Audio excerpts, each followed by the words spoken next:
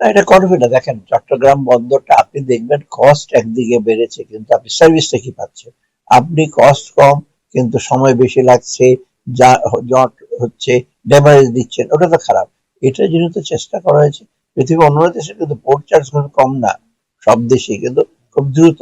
যেমন আপনি গার্মেন্ট ইন্ডাস্ট্রির লোকেরা কমপ্লেন করে আমাদের অনেক রেট অফ ইন্টারেস্ট বেশি। আরে আপনার যদি উৎপাদন করে দ্রুত যদি চিটাগাং পোর্টে পৌঁছাতে পারে, দ্রুত যদি শিপমেন্ট করতে পারে, তো আপনি কষ্ট বেঁচে গেলেন। আপনি রেট অফ ইন্টারেস্ট বেশি দিলেন, কিন্তু ওইদিকে যে কস্ট গুলো আছে এগুলো ক্যালকুলেট করেন, টোটাল কস্ট। হ্যাঁ, অনেক সময় এয়ার ফ্রেটে দিতে হয় অনেক। ওই যে আপনার স্টক লক হয়ে যাওয়ার ভয় আছে না, তখন তারা অনেক সময় এয়ার ফ্রেটে পাঠিয়ে দেয়। অতএব এই কনসিডারেশন আমি মনে করি ব্যবসায়ীদের একটু এই ব্যাপারে একটু আরেকটু হিসেবে চিন্তা ভাবনা করতে হবে, যেটা করতে বাধ্য না তো সার্ভিস পাবেন না। সার্ভিস ইমপ্রুভ করতে হলেই কিন্তু, কারণ আপনাদের দ্রুত করতে হলে আমাদের যে বিভিন্ন লোক দেখে আমরা যে আরেকটা টার্মিনাল করব, এতে কষ্ট লাগবে তো। অথবা এগুলো করতে এগুলো কি আহ, মানে জনগণের নিজের পাশে দিয়ে সব করবেন? আপনি সার্ভিস দেখে দেবেন, কারণ আপনি সার্ভিস পাচ্ছেন। হেলথ এডুকেশনের কথা বাদ দিলাম, সেখানে না আপনি পুরোপুরি সার্ভিসটাতে আমরা কস্ট প্রাইস নিতে পারবো না।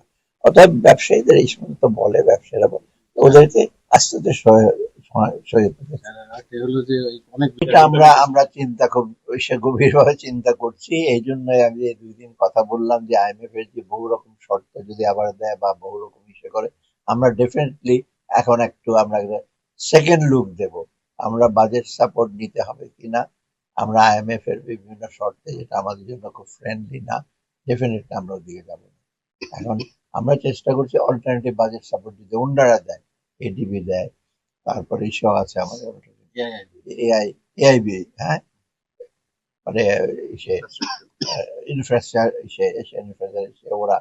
অতএব এখন যে এখন এখন কিন্তু আমরা এখনো আইএমএফ এর সেই, মনে আপনাদের মনে করেন আইএমএফ অনেক রকম ইনফ্লুয়েন্স করে, এখন না, এখন আমরা ওটা চিন্তা মুক্ত। গতবার যেমন আইএমএফ এর ব্যাপারে আমরা খুব সিরিয়াস, না দিলে অসুবিধা হবে। এবার কিন্তু আইএমএফ এর প্রোগ্রামে আছি, এই প্রোগ্রামের শেষ হলে যে আমরা নতুন প্রোগ্রামে যাবো এটা গভর্নমেন্ট ডিসাইড করবে। আমরা এখন কোনো কথা